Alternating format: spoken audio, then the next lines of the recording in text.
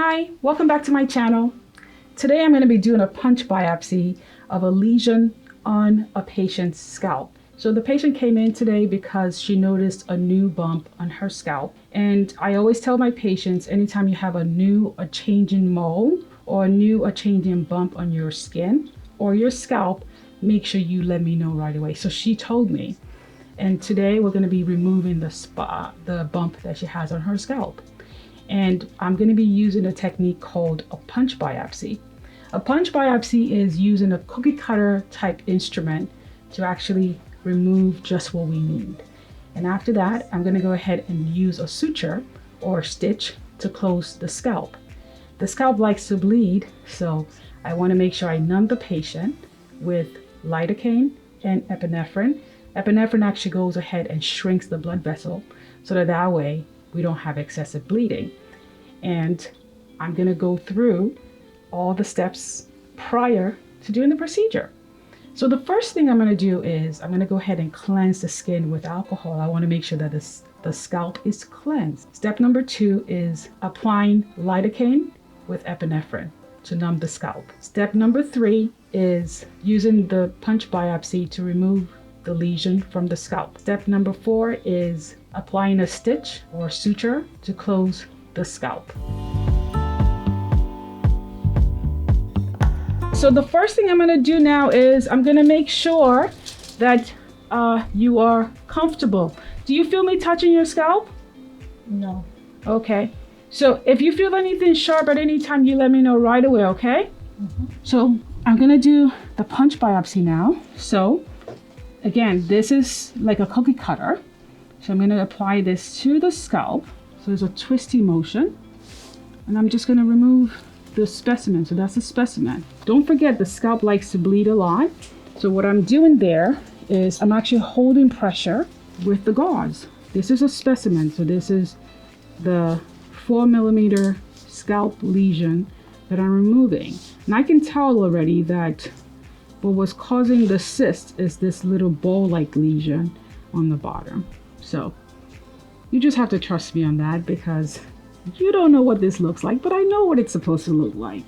So it's not supposed to look that circular, that roundish, but it does look like that. So that's what was causing that disappearing ball-like cystic lesion.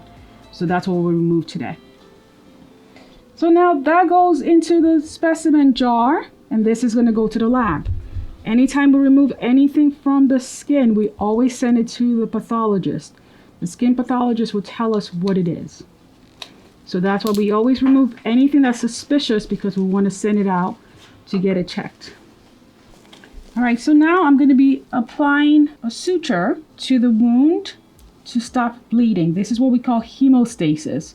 So I'm going to be using a 3/0 nylon to close the wound, okay? And that's how we're going to be achieving hemostasis, which means we're stopping the bleeding in this case.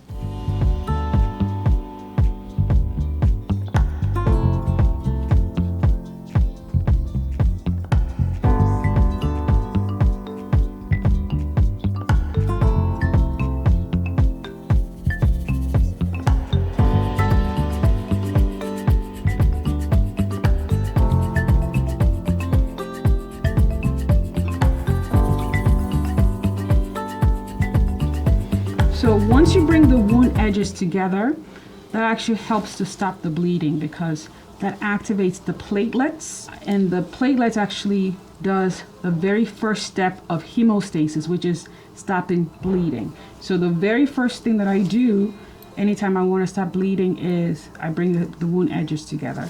So that's actually a very neat trick that I use. And I always cut the stitch to be a little bit long. In this case, I'm cutting it to be long because, as you can see, the color of the stitch is the same as the color of my patient's hair. So if we left it to be too short, it would be difficult to find the stitch when we're going to remove the stitch. And we're going to be removing the stitch in 2 weeks. So wound care. So here's what I want you to do when you get home.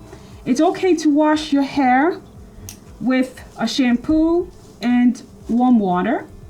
Just make sure you're not scrubbing the scalp too aggressively, so you can just do very, very soft, gentle motion over the scalp, okay? Nothing too aggressive.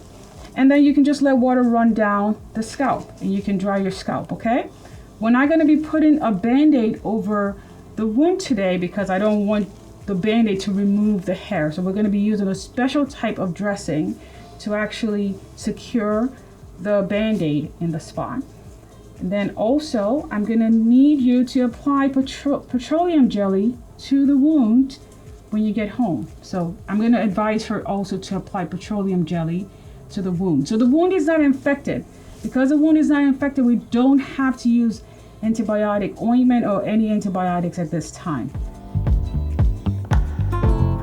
In this case, we're not using a bandage or a dressing because we don't want to wax off the hair inadvertently when we're removing the bandage. But we're going to be using a special type of bandage to apply dressing to the scalp.